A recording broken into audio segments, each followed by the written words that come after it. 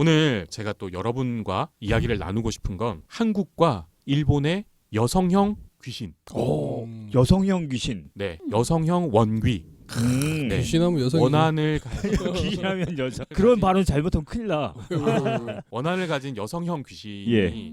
어떻게 비슷하고 또 어떻게 다른가 이야기를 통해서 한번 차이점과 비슷한 점을 찾아보자. 네, 이런 걸 테마로 비교를 잡아왔습니다. 해주시니까 참 좋더라고요. 네, 이제 뭐 본격적으로 시작을 해보자면 우리나라와 일본은 문화적으로 비슷한 지점들이 굉장히 또 많기도 하잖아요. 그렇죠. 다른 점도 많고 또 비슷한 지점도 많고. 그런데 저는 항상 그 문화를 비교를 할 때 그 나라에서 내려오는 이야기가 어떤 양상으로 좀 펼쳐지는가가 전설이나 민담이나 이런 것들이 어떤 양상으로 펼쳐지는가가 굉장히 좌지우지를 많이 한다고 생각을 해요. 문화를 맞습니다. 파악할 때. 그래서 보면 아까 돈돌님께서 말씀하셨는데 귀신하면 우리가 흔히 떠올리는 여성형 귀신, 정말 남자 귀신 좀 징그럽잖아요. 여자 귀신을 우리 쉽게 떠올릴 수 있잖아요. 네. 그렇죠. 네, 옛날부터도 여성형 귀신에 대한 이야기들이 많았고 그런데 신기하게도 한국과 일본의 두 나라 다 비슷한 시기에 여성형 귀신 이야기들이 많이 쏟아지기 시작했는데 그 양상이 좀 다른 지점들이 분명히 있거든요. 흥미롭다. 네, 혹시 그 세 분께서는 나는 여자 귀신, 여성 귀신이 나오는 어떤 이야기 중에 되게 좀 인상 깊었다 이런 이야기가 혹시 있으실까요? 저는 사다코요. 아, 사다코는 정말 링에서 링에 사다코. 검은 머리를 그렇죠. TV에서 이렇게 나오는 장면은 네. 진짜. 지금도 정말 명장면이라고 생각해요. 그 영화를 보시면 아마 다시 한번 보시는 분들은 확인해 보시면 재밌을 텐데 사다코의 얼굴이 제대로 나오는 컷이 거의 없어요. 가려져 있죠. 머리카락 네, 항상 머리카락으로 그죠. 가리고 있거든요. 그리고 흰 소복을 입고 있잖아요. 맞아요. 근데 생각해 보면 우리나라 귀신이 긴 머리카락에 흰소복. 막 흰 소복 입고 되게 막 무섭게 막 이렇게 피칠갑을 한 그런 형태인데 일본의 사다코, 그 전형적인 일본형 여성 귀신이라고 할 수 있는 사다코가 비슷한 모습을 하고 있다는 거죠. 오. 이게 좀 왜 이렇게 비슷해졌나 이런 거에 대해서 한번 생각을 해볼 필요가 있거든요. 일본도 원래 이게 흰 소복 같은 거를 많이 입는 건가? 잘 모르겠네요. 자, 여기서 우리가 하나 크게 착각하고 있는 것들에 대해서 제가 말씀을 드리자면 어떤 게 있는가 하면 우리나라의 여성형 귀신의 원형이라고 할 수 있는 게 아랑전설 이야기예요. 아랑 이야기. 그렇죠. 그 장옥년전이 그것도 다 그 아랑. 그렇죠. 네, 제가 한번 맞습니다. 달아줬어요. 네. 아랑 이야기가 원형이라고 할 수 있는데 그 아랑 이야기에 보면 어떤 식으로 귀신을 그리고 있는가 하면 귀신의 모습을 그리고 있는가 하면 아름다운 여성 처녀고 아주 아름다운 한복을 입고 있고 고운 모습으로 등장을 해서 그 부사 사또가 네가 인간이냐 귀신이냐라고 물어볼 정도의 표가 안 사람인지 나는구나. 귀신인지 표가 안 날 정도의 그런 모습으로 등장을 했거든요. 즉 그렇다는 건 그 옛날 우리나라 사람들이 귀신을 인식하고 있었던 건 적어도 살아생전 가장 아름다웠을 때의 모습이거나 아니면 인간과 분간이 안 갈 정도로 그렇게 인간과 가까운 형태의 귀신 모습이었다는 거죠. 지금 우리가 알고 있는 컨디션이 되게 좋은 컨디션으로 바이오리듬 최상. 아름다운 모습으로. 그 외에 그렇죠. 예전에 뭐 천국에 가면은 왜 자기 가장 전성기 때 모습으로 이렇게 좋은 모습으로 처음 갈 것이다 이런 얘기를 저도 들은 적이 있는데 사실은 아, 그렇죠. 귀신도 그런 개념이 비슷한 게 뭐냐면 애들이 자꾸 이렇게 어둡고 이런 숲 같은 데 보면 귀신이 있을 것 같다는 거예요. 네. 그래서 제가 항상 얘기하는 게 야, 네가 귀신이면 저기 가 있겠냐고 제가 항상 얘기해요. 네가 귀신이면 밝고 환하고 즐거운 데 가 있지 않겠어? 어차피 사람들이 너를 못 보는데 이렇게 얘기하면서 그런데 귀신이 왜 거기 왜 있어 귀신이 이렇게 얘기를 하거든요. 근데 돈돌림도 그런데 무서워하시잖아요. 무섭죠. 그러니까 귀신이 그런데 막 숨어 있을 거라 저는 귀신이 그러진 않을 거라는 생각하거든요. 왜냐면 네. 자유가 있으니까 귀신이 돌아다니는데 네. 그건 원혼이긴 하지만 딴 얘긴데 뭐. 그래서 이게 진짜 이쁘게 하고 있을 거라는 네. 말씀을 좀 우리나라 옛날 그런 전래 이제 원래는 민담 같은데 보면 그렇게 아름다운 모습을 하고 있는 귀신의 모습이 기록으로 남아 있거든요. 그런데 우리가 알고 있는 그러면 흰 소복 입고 머리 치렁치렁하고 입가에 피 흘리고 얼굴 창백한 이 귀신은 어디서 나온 거냐 이 모습은 이게 우리가 이런 모습을 한국 사람들이 머릿속에 이미지화하기 시작했던 게 영화 월화의 공동묘지부터예요. 그 무덤이 쫙 그래, 갈리면서 그거. 아. 그 장면, 그 영화에서 음. 처음으로 이 형태를 한 귀신 모습이 등장을 해요. 이미지로, 영상으로. 저 귀곡송 생각나는데 뭐가 월화의 공동묘지가 먼저예요. 아 그게 문제예요. 네. 어. 그래서 그 영화에서 처음으로 소복을 입고 머리카락을 늘어뜨리고 흉측한 모습의 여성형 귀신이 이미지로 등장을 하게 되는데 이때 참고한 그 이미지가 일본 일본 귀신을 건가 보다. 참고했어요. 그래서 사실은 왜 하필. 흰 옷 입고 머리 늘어뜨리고 창백한 얼굴형의 귀신은 일본에서 만들어진 이미지인 거고 그걸 월화의 그래, 공동묘지로 가지고 오면서 많은 사람들이 충격을 받은 거죠. 영상화되니까. 그렇죠. 그 전까지는 음. 귀신이 영상화돼서 영화관에서 나오고 하는 경우가 잘 없었는데 아 저런 모습이니까 귀신은 의뢰 이제 저렇겠구나라는 게 이미지가 고착이 되면서 우리나라 이제 여성 귀신도 흰 소복에 긴 머리카락 그리고 뭐 피 흘린 이런 모습 흉측한 모습으로 나오게 된 거죠. 그런데 이렇게 귀신의 모습이 흉측한가 흉측하지 않은가도 사실은 문화로 좀 많이 갈려요. 왜냐하면 실제 제가 이제 무당들을 많이 만나 보잖아요. 네. 무당들을 왜 만나보세요? 제가 이제 취재 취재하려고, 때문에 인터뷰를. 취재, 네. 인터뷰 때문에 무당들을 만나서 이야기를 해보면 항상 무당들마다 만나서 물어보는 게 귀신 어떻게 생겼어요? 귀신 보이시니까 귀신을 보니까 어떻게 생겼어요? 라고 물어봐요. 어떻게 생겼을 것 같으세요? 그냥 그- 사람의 어. 영혼처럼 그러니까 생기지 저의 않았을까? 이미지로는 뭔가 네. 좀 희미할 그렇지. 것 같고 약간 살아생전의 모습인데 파르스- 흐려. 약간 흐려. 어. 창백하거나 좀 파르스름한 그런 아, 느낌이 네. 피가 안 아닐까. 통해서? 네. 피가 안 통해서. 이렇게 막 생기 있는 모습은 아닐 그렇죠. 것 같은 네. 느낌이 들어요. 비슷하게 다들 무당분들이 말씀하시는 게 죽었을 당시의 모습으로 나타난다. 그래서 마지막 모습. 네, 교통사고를 당한 귀신은 그렇게 처참한 아, 모습으로 진짜. 나타나고 어. 물에 빠져 죽은 귀신은 또 얼굴이 흑색으로 이렇게 돼서 나타나고 독살 당한 귀신은 이렇게 뭔가를 시커멓게. 잘못 먹고 어. 예, 죽은 귀신은 또 그런 식으로 나타나고 그런데 희미하게 보이고 밑으로 갈수록 더 희미해서 그래서 발이 없는 것처럼 보인다. 아 밑으로 갈수록. 이 무당분들이 공통적으로 다 그런 이야기를 신기하다. 하시거든요. 그 무당 되실 때 얘기 교육이라고 네, 아카데미. 네, 커리큘럼 같은 게 있어서 뭐 네. 있는 거 아니야? 그러면 옛날에 이 사람들은 왜 이렇게 예쁜 모습으로 우리나라 사람들은 귀신을 이미지화해서 텍스트로 만들었을까? 유교 때문이래요. 유교. 네. 유교에서는 귀신이나 이런 모셔야 것들을 되고. 믿으면 안 된다고 했잖아요. 귀신이 있다고 믿으면 안 되고 어. 그런 이야기들을 서로 막 옮기고 하는 것조차도 유교에서는 금하는 일이었어요. 맞아요. 그렇기 때문에 흉측한 모습의 귀신을 그릴 수가 없었던 거죠. 귀신이 막 흉측하게 나와가지고 굉장히 끔찍하고 잔인한 모습으로 등장을 하는 걸 유교적인 관점에서는 그릴 수가 그런 거 없고 자체가 금기구나. 네. 허용할 수가 없는 일이었던 거예요. 음. 그래서 최대한 인간과 비슷하게 그리고 아름다워 보이는 모습으로 그렸던 거죠. 지금 왜 원래 중국에 중국 귀신들이 귀신. 많았는데 중국의 귀신 이야기 지금 잘 없잖아요. 중국 우리가 귀신 얘기 잘 아는 없잖아. 거 해봐야 강시 강시밖에. 그 정도밖에 강시밖에 없잖아요. 천녀유혼. 네. 강시는 귀신이라기도 뭘 하잖아 이게. 그렇죠. 몸이 있으니까. 네. 일종의 좀비 같은 거 아닐까 강시? 원래 중국에 도교가 성행했을 때는 엄청나게 많은 귀신과 괴담이 있었어요. 맞아요. 네. 그런데 중국의 현재 공산화가 되고 하면서 귀신 같은 걸 이제 너희들이 표현하거나 그렇게 하면 안 된다라는 것 때문에 점점 그것들이 사라졌어요. 그래서 지금 중국 영화나 이런 매체에서 귀신을 표현하고 싶으면 꿈에서 본 거, 그 사람이 환각이나 환청을 뭐 보거나 들은 거, 이 정도로 간접적으로 표현을 해야 되는 거예요. 리얼리티가 아니다. 이렇게. 그렇죠. 하지만 일본은 달랐어요. 그 옛날부터 유교의 어떤 영향력이 거의 미치지 않았던 곳이 일본이잖아요. 워낙 다 그러다 신기하니까. 보니까 마음껏 표현할 수가 있었고 오히려 자신들이 알고 있는 것보다도 훨씬 더 잔혹하고 잔인하게 표현을 할 수가 있었어요.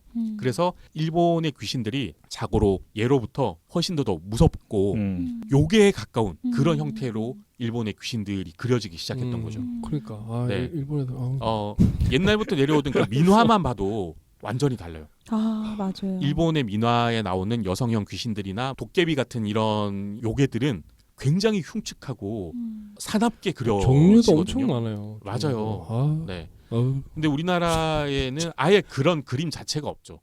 네. 그렇죠. 그렇게 도깨비를 네. 그린 그림도 요괴를 그리거나 없죠. 예. 귀신을 그리거나 한 그림 자체가 없어요. 네.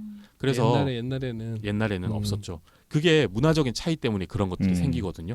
자, 그러면 제가 이야기 하나를 들려드릴게요. 예. 이제 무서운 이야기, 무섭다라고 하기보다는 정말 이런 사람을 내가 알게 된다면 섬뜩할 것 같다라는 이야기가 하나 있는데요. 네네. 이게 1600년대 일본에서 만들어진 이야기 괴담인 거죠. 그 옛날부터 네. 일본에서 만들어진 괴담인데 어떤 여인이 있었어요. 음. 이 여인은 어떤 남자를 굉장히 사랑하게 됐어요. 근데 그 남자는 부인이 있는 이미 부인이 있는 유부남. 남자였던 거예요. 유부남이죠. 네.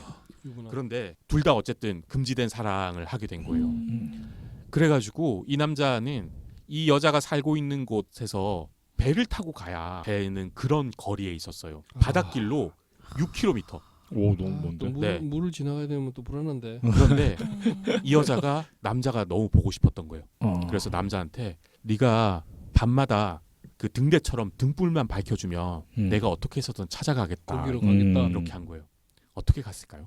그러니까 여자가 가는 거죠 남자한테. 여자가, 그러니까 네. 불빛을 비치면 너무 여자가 사랑했어요. 이 여자. 너무 사랑해서 네, 그래서 헤엄쳐서. 밤마다 밤바다를 헤엄쳐 간 거예요. 오. 6km를 6km를. 매일 밤 와 굉장한 그거 수영 대표적인 선수. 선수. 예. 네. 수영. 조련 정도.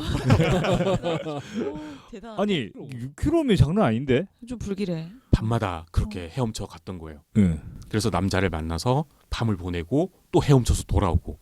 그런데 체력이 대단하다. 어느 날 이 남자가 어느 날부턴가 뭔가 또 있지. 너무 부담스러운 거예요. 너무 무섭고 섬뜩한 거야. 밤마다 그 집착이. 어, 네, 그렇지. 네. 6km를 밤마다 헤엄쳐 오는 그 집착이. 근데 이제 오지 말라고 하는데도 계속해서 오는 거예요.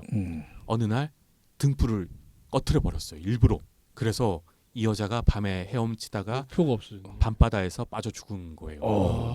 방향을 모르니까. 그러니까 켜놨다가 네. 한 반쯤 왔을 때 껐나 보죠. 뭐 디테일하게 따지면 그럴 수 있겠죠. 맞죠. 켰으니까 보러 갔을 텐데. 그러니까요. 중간에서 이제 빠져서 죽었겠죠. 물귀신이 됐겠네요. 원기가 된 거죠. 와. 바다에 빠져서.